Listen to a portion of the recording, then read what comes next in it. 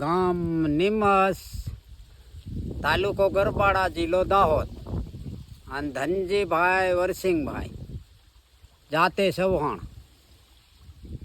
આપણે ધનજીભાઈ છે, આદિવાસી વિસ્તારમાંથી અહીંયા પધારેલા છે, તે જમીન વાવે છે. એની પાસે ખૂબ સારું નોલેજ છે, આયુર્વેદિક ઔષધિનું જ્ઞાન છે. એટલા માટે આપણે એની સાથે આવ્યા છીએ ઘણી બધી ઔષધિઓની જાણકારી લેવા માટે, અને આપણે એ બતાવે છે કે કઈ વસ્તુ શેમાં ઉપયોગી થાય છે.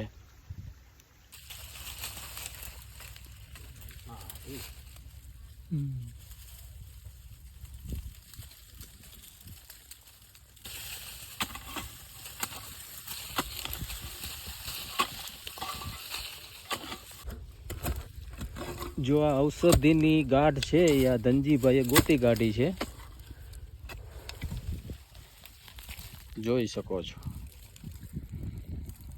ઔષધિ માટે આપણે ગોતવા નીકળ્યા હતા, એ આપણે મળી ગઈ છે, અને એના વિશે તમને આપણે ધનજીભાઈ જણાવશે કે આ શેમાં ઉપયોગ કરવાની છે.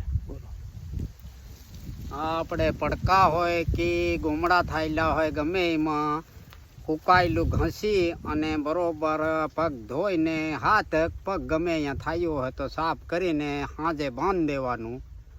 પછી કાલ જોવાનું એટલે ફૂટી જાય, અંદરથી રસ નીકળી જાય એટલે એ ફૂંકાઈ જાય છે અંદર. પછી પડકું અડી ગયું હોય, પડકું અડી ગયું ગમે એ, પછી ગીંગણી થઈ હોય એના માટે. હા, એના માટે પણ ખાસું. હા હા, ગીંગણી જે લોકોને થઈ હોય એના માટે ખાસ કરીને આ કેવી રીતે લગાવવાનું? એ ઘસીને થોડું થોડું માલિશ કરી દેવાનું. હા હા.